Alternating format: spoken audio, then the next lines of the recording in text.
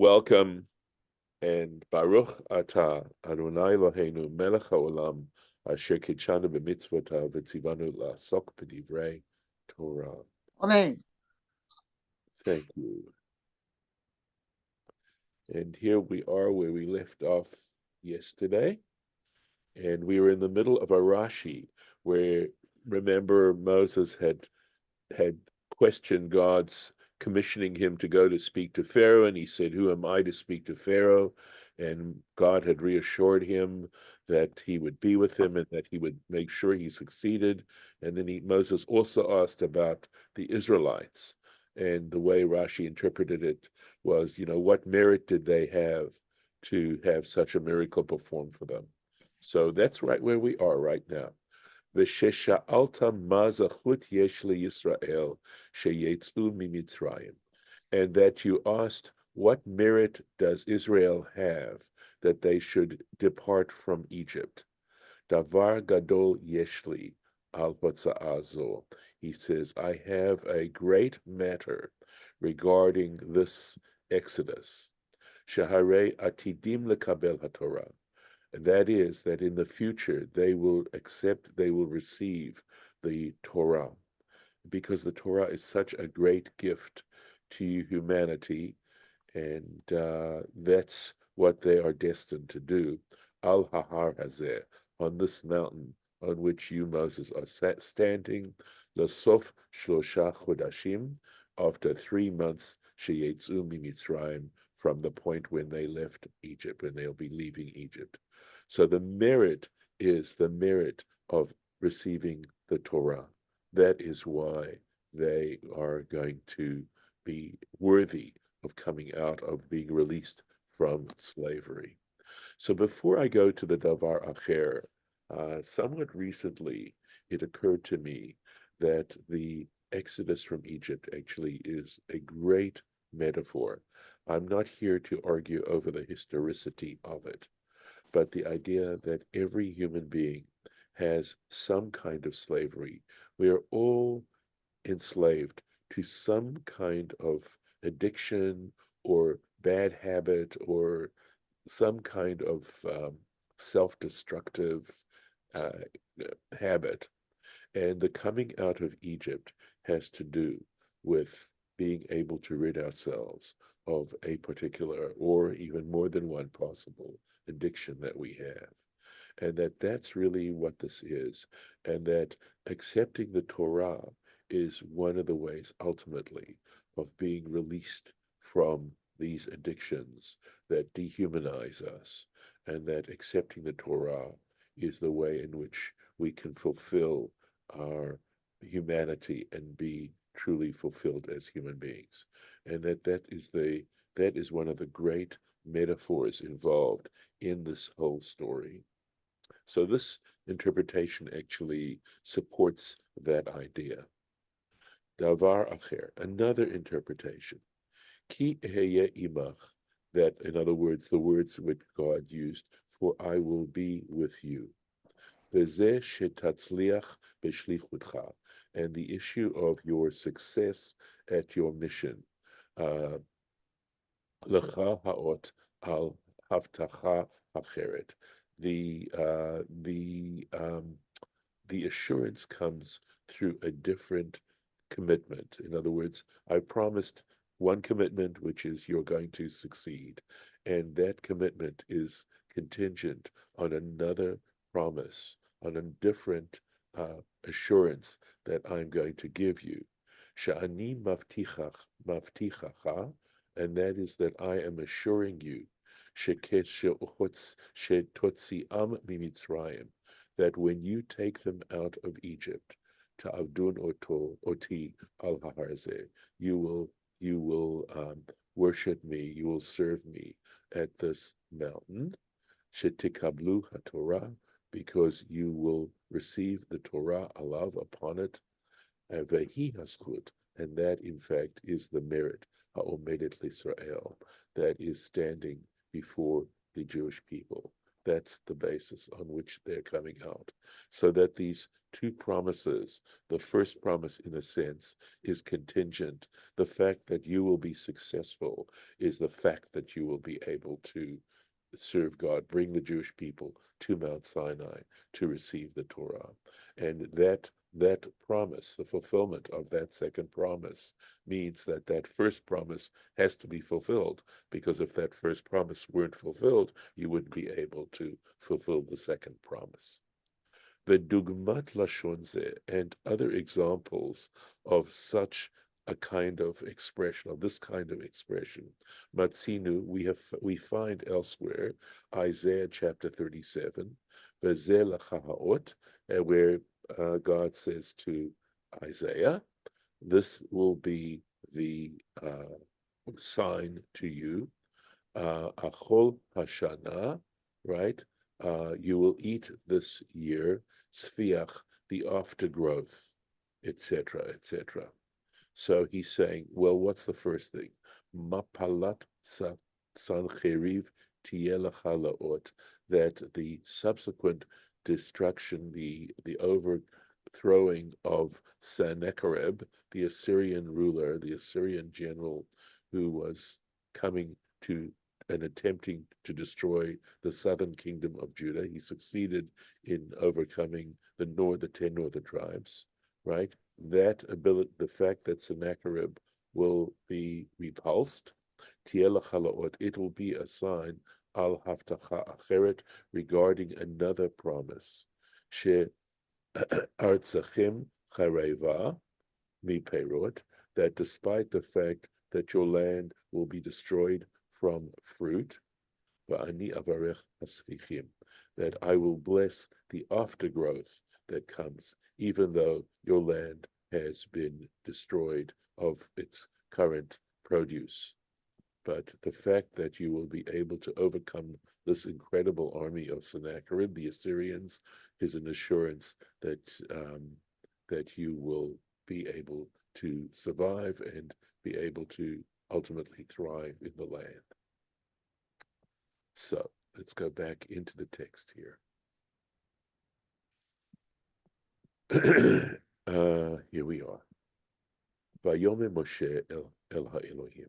And Moses, of course, this is a really awesome task that Moses is being commissioned to do.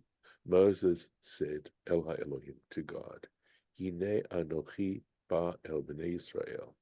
Look, I'm going to come to the children of Israel, va'amarti lahem, and I say to them, Elohei avotechem shlachani aleichem, that the God of your ancestors has sent me to you.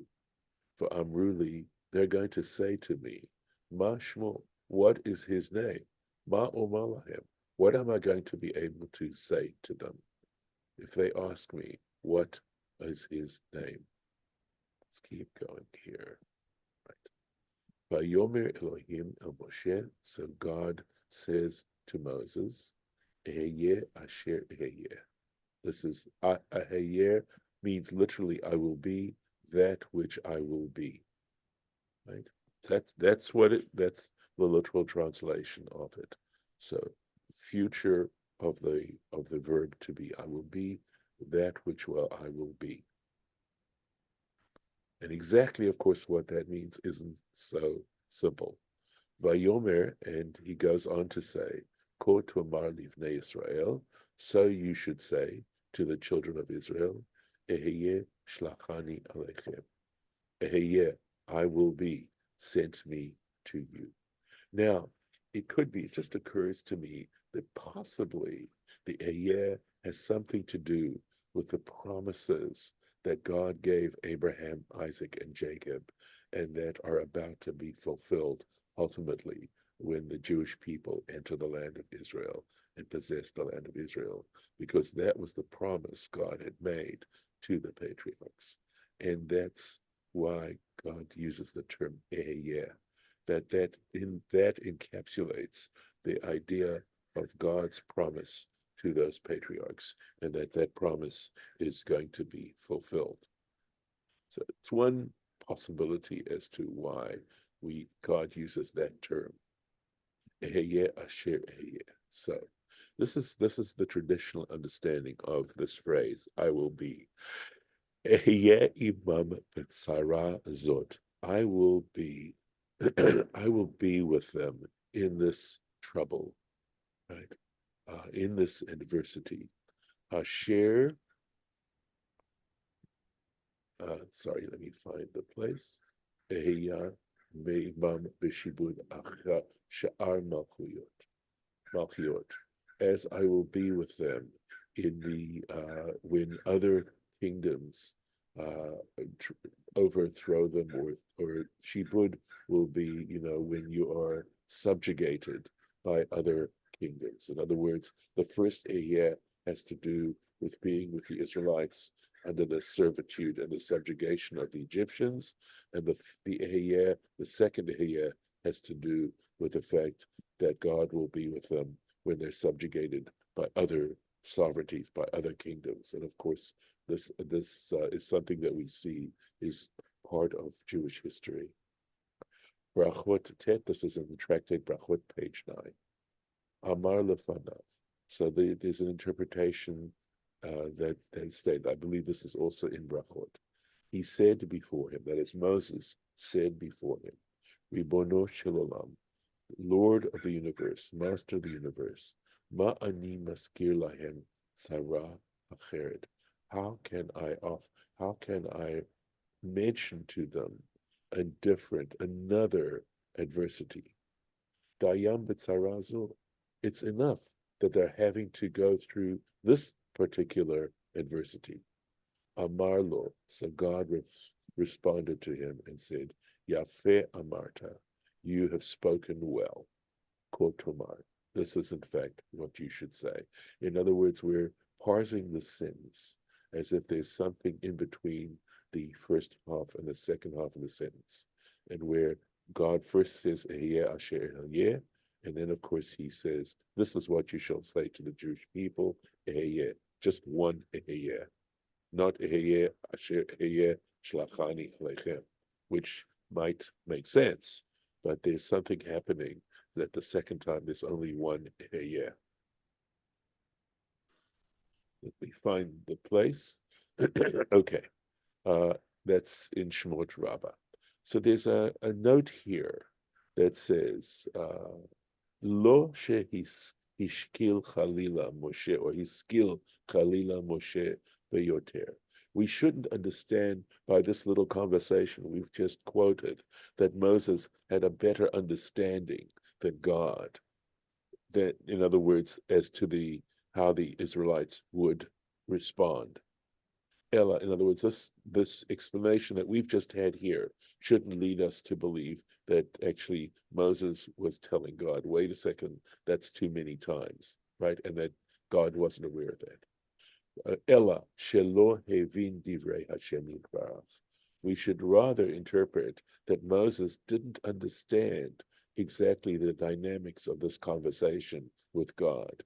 Ki lo machshavato machshevet Hashem yitbarach, because his understanding, Moses' understanding, wasn't God's understanding.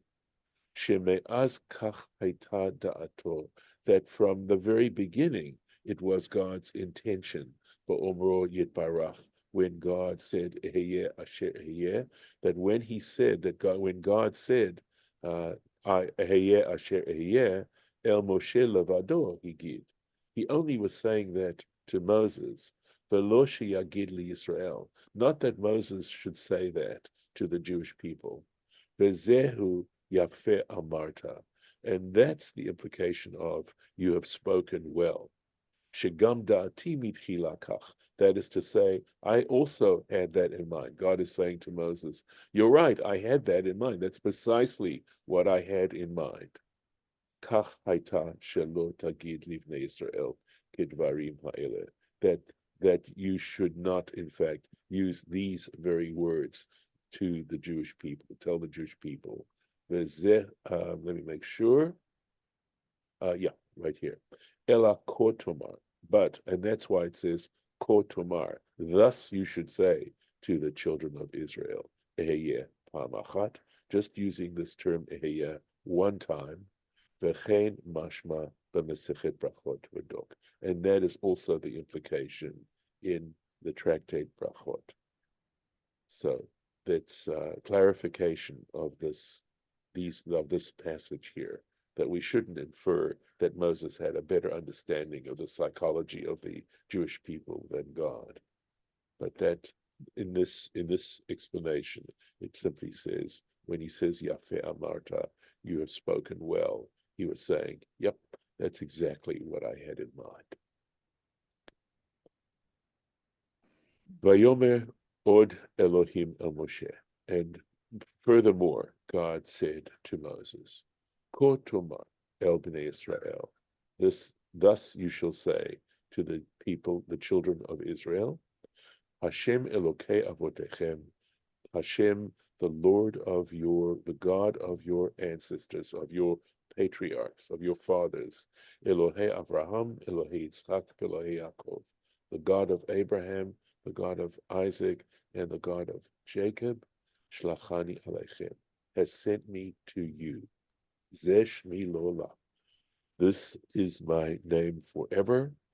It can also, Shem, of course, can also, just like name, can have the implication of reputation or association, right? So that's what it could mean here, forever, going on. Bezeh zichri ledor bador. And this is how I should be remembered, how should be mentioned from generation to generation. See something? Okay. Let's find the Rashi here. Zeshmi le'olam, right? This is my name forever. Chaser vav. So there's a lovely interpretation here, because if you look at the words here carefully, right, where he says Zeshmi le'olam, you see that the way it's spelled in the Torah is without any vavs, right? Le'olam, but there's no vav between the ayin and the lamed, which is the way one would normally spell it. And that is why Rashi says chaser vav. This le'olam is missing a vav. Okay, lomar, that it should, to tell you, he'elimehu, right, that you should keep it secret, that there's some way in which you should not pronounce it. Shelo yikra kiktuvo, or that you shouldn't read it the way it's written. In other words, when we say, even when we pronounce this, we say Adonai, right? We don't pronounce this Yud He Vav He at all. That's the implication here by the sense. That's another deeper meaning of saying this is my name. So this is my name in order to keep it secret, not to pronounce it the way it's written. Zichri, and this is how I should be mentioned. Limdo, I think he's saying, he was teaching him. Hey, ach yikra or yikare, how he should be called. V'chein David, and likewise, King David, who Omer, he says, there's a verse in which he says, Hashem Shimcha Le'olam, this Yud He Vav He is your name forever. And here it says, Hashem Zichracha Ledor Vador. And God's name, that is how you are to be mentioned from generation to generation. And that's why this is the term that we use when referring to the divinity, to the divine. Let's see, just checking how we're doing on time here. Excuse me 1 second. So we're doing okay. Let's keep going. Lech, God continues saying, Lech v'asafta et ziknei Yisrael, go and gather the elders of Israel, v'amarta aleihem, and say to them, Hashem Elokei Avotechem, the Lord, the God of your ancestors, Nir'ah Elai, has appeared before me. I saw him. Nir'ah is a passive form, right? was, well, appeared, I suppose, would be a passive way of saying it. Elohe Avraham, Yitzchak, v'Yaakov, the God of Abraham, Isaac, and Jacob, Lamor, saying, Pakud, Pakadati, I have surely taken note etchem of you, ve'et ha'asui lachem b'Mitzrayim, and that which is being done to you in Egypt. Let's see if we have it. Ziknei Yisrael, the elders of Israel. So who are these elders? Miyuchadim Li'Shiva. We're talking about, in other words, the heads of the select to gather for the leadership of the Jewish people. The im tomar zakenim stam, because if you were to say, well, simply by elders he meant elderly folk, right? Simply the fact that they were elderly people. Hey, ach efshar lo la'asof. How would it be possible for him to gather skenim shel shishim revu? How would it be possible for him to gather all the older people, all the elderly people of 600,000, right? Of 60 myriads? Be impossible. So when it says skenim, we should understand that it doesn't mean skenim literally. It means elders in the sense of the people selected to lead the people. Va'omar, and I will say, right? And a'aleh etchem me'oni Mitzrayim, right? And I will bring you up from the poverty of Egypt, or possibly the tribulations of Egypt, El Eretz HaKnaani, to the land of the Canaanites, the Hachiti and the Hittites, the Ha'emori, the Ha'prizi, the Amorites and the Perizzites, Hachivi, the Hivusi, the Hivites and the Jebusites, El Eretz Zavat Chalav U'Davash. We've seen this verse before, right? So Va'omar, I will say, is what that usually means. Or it could be, I have said, with the Vav here being a Vav transversive, where it changes the future into the past and the past into the future. Let's see. Find the place. Okay, so there's no Rashi on this. V'sham'u lekolecha, they will listen to your voice. Uvata atav ziknei Yisrael, and you and the elders of the Jewish people of Israel shall come to the king El Melech Mitzrayim, to the king of Egypt, v'amartam elav, and you shall say to him, Hashem Elokei ha'ivriim, that the God, the Lord God of the Hebrews, Nikra Aleinu, appeared to us, v'ata ne'elcha, that or has called upon us, Nikra, to call, that has called upon us, v'ata, and now ne'elchana derech shloshet yamim, let us go a passage of 3 days, b'midbar, in the wilderness, v'nizmecha l'Hashem Elokeinu, and let us make offerings to the Lord our God. Let's take a look here. V'sham'u lekolecha. Let me make sure, right, there it is. And they shall hearken to your voice. Me'alehem. So I believe it means automatically. They will now automatically listen to your voice.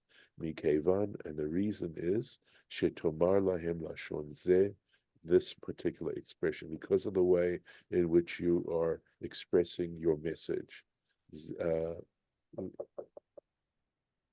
Lashon zeh, okay. Yishma'u lekochecha. For this reason, they will listen to your voice. Shekvar siman ze masur b'yadam, because this sign has been given into their hands. They've been given this particular sign, mi Yaakov, mi Yosef, from Jacob and from Joseph, shebelashon ze hem nigalim, that in this particular expression, that through this expression, they will be redeemed. How so? Yaakov Amar, Jacob said, and these were the words he used, Velohim pakod yifkod etchem.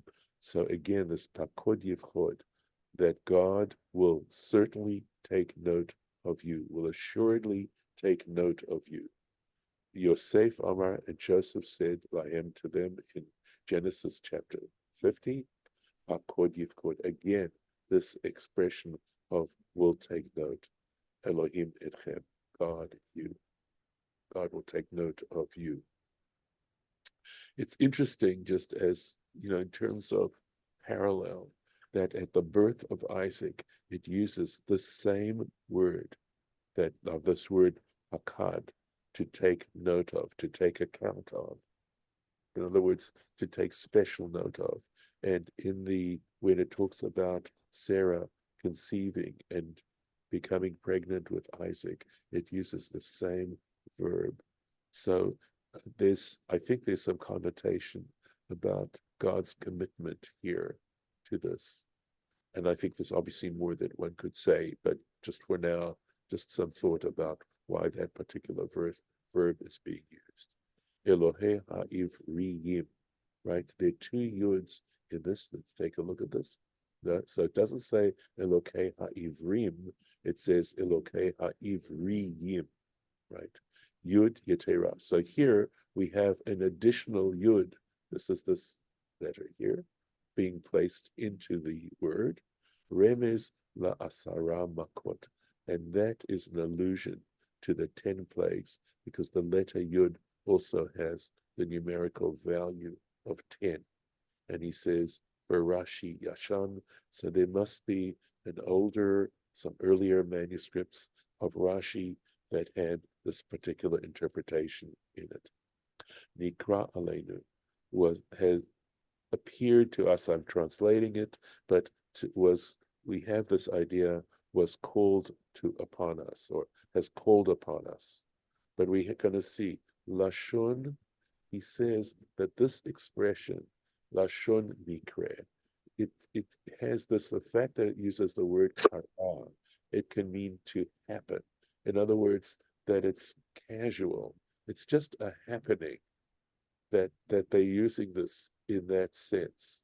And we have example in Bimidbar Kaf Gimel in Numbers 23 by Kar Elohim, where it says God happened upon, in other words, referring to Bilam. This is, I believe, the story of Bilam, and where it uses when God speaks to Bilam.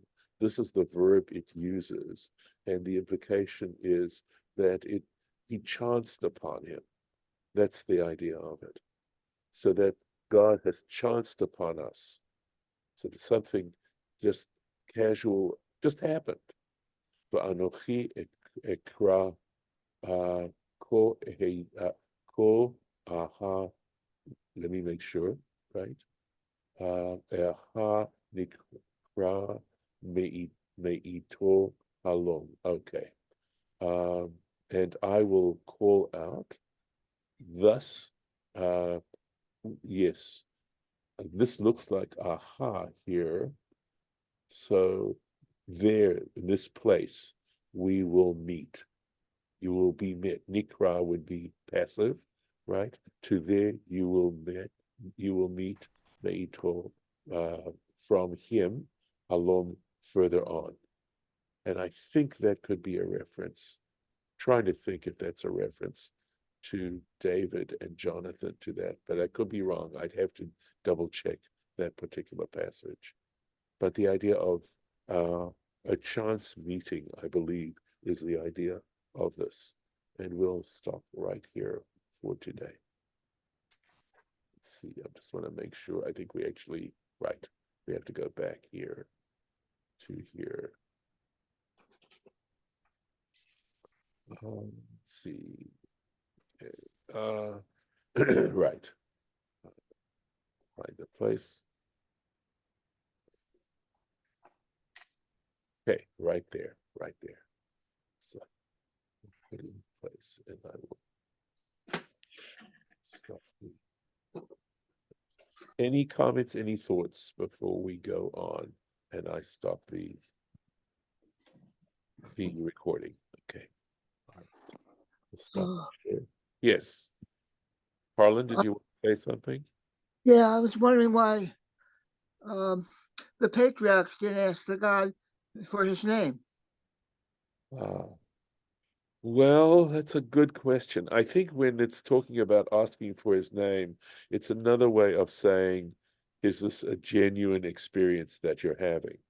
And for the patriarchs, they didn't have to question that. But here, remember, Moses is coming, and there's a human being here now who's coming and claiming to speak in the name of God. So that's the reason why they would question, why Moses is anticipating that they would question him, whereas the patriarchs had direct experiences themselves. So there would be no need for them to do that. So I'm going to stop the recording right here.